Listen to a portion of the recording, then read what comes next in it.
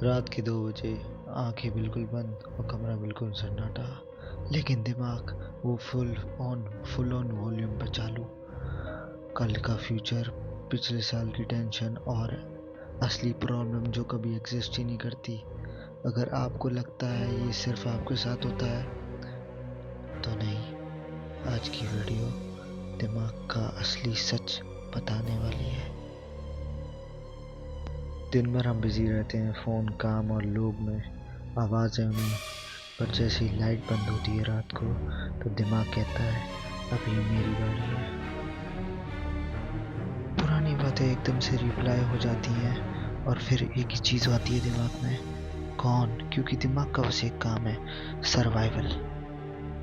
जब रात को कोई नहीं होता तब आपका दिमाग सोचने लगता है कि आप मर तो नहीं रहे हो, तो इसलिए वो एक चीज़ करता है आपके साथ, over thinking.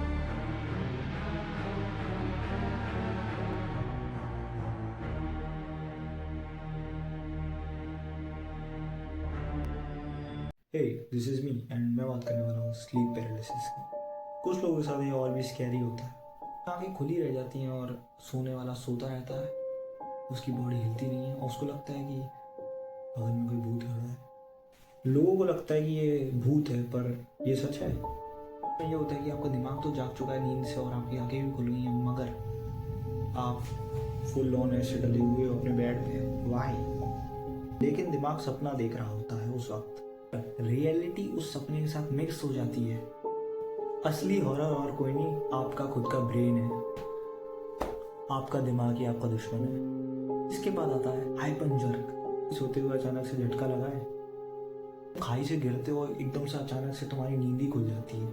This is known as hypnic jerk. इसका रीजन सिंपल है, बड़ी रिलैक्स हो रही होती है और आपका दिमाग कंफ्यूज होने लग जाता है, ये सो रहा है या कुछ गलत हो रहा है। सेफ्टी के लिए ब्रेन आपको एक झटका देता है, जैसे कि आप गिर रहे हो और आपकी नींद टूट जाती है, जस्ट अ चेक कि आप मर तो नहीं गए हो। फॉल्स वेकनिंग, इसमें ऐसा लगता है कि आप सपने में उठ चुके हो, आपने ब्रश कर लिया है और आपने फोन भी चेक कर लिया है और आप काम पे भी जाने लग गए हो, बट आपकी अचानक से आंखें खुल जाती हैं और आप सपने में ही थे।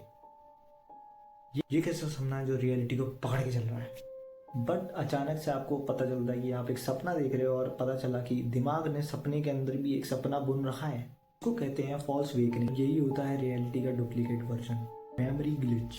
What is mean by memory glitch? कभी आप अपना फोन अनलॉक करते हो और आपको कभी लगता है कि मैंने फोन अनलॉक किया ही क्यों था। This is known as memory glitch और ये आपके साथ होता है। और ये ज़्यादातर तब होता है जब आप गेट पार करते हो, जैसे कि अपना किचन का गेट, अपने बाथरूम का गेट या अपने रूम का गेट पार करोगे, एकदम से आपको मेमोरी ग्लिच हो जाएगा और आप सोचोगे कि मैं आया ही क्यों था। पर रीज़न है क्यों होता है ये मेमोरी ग्लिच, क्योंकि एक टाइम पे हम बहुत सारी चीज़ें कंज्यूम कर रहे होते हैं, जैसे कि शॉर्ट वीडियोस एडिटिंग एंड फलाना फलाना जो भी आप कंज्यूम करते हो, जैसे कि नोटिफिकेशंस, और इससे आपका दिमाग पूरी तरह से हिल जाता है इन दैट टाइम। इसकी वजह से होता है आपको मेमोरी ग्लिच। अनलिमिटेड स्क्रोलिंग की वजह से ये होता है। और एक बात आपको मैं पहले बता दूं कि दिमाग भी एक तरह से एक रैम की तरह ही काम करता है। अगर आप ज़्यादा टैब्स खोल दोगे तो आपका सिस्टम हैंग करेगा ही। Yes, we are talking about you are not human, you are a robot. अब मैं बात करने वाला हूँ जोन आउट की। इसमें क्या होता है, आप अपनी कोई मीटिंग ले रहे हो या अपनी कोई क्लास ले रहे हो, एकदम से आपको रियलाइज होता है कि आप वहाँ हो ही नहीं। रियलिटी में आपको रियलाइज ही नहीं होता कि आप कहाँ हो। आप एकदम से किसी इमेजिनेशन वाली दुनिया में चले जाते हो जहाँ आपको बहुत ज़्यादा मज़ा आ रहा होता है। सिंपल मतलब ये है कि आपका दिमाग बस डोपामीन चाहता है और वो आपको कहीं से भी मिले, क्योंकि बोरिंग मीटिंग्स और बोरिंग क्लासेस से आपको वो डोपामीन नहीं मिलेगा, तो आपका दिमाग ऑटोमेटिकली एक जोन आउट मोड में चले जाता है, जिधर आप अपने इंपॉर्टेंट वर्क को भूल जाते हो और अपने एक इमेजिनेशन वर्ल्ड के अंदर। यही बात यह है कि आपकी बॉडी तो मीटिंग्स और क्लासेस में डली होती है, मगर आपकी सोल कहीं और ही होती है।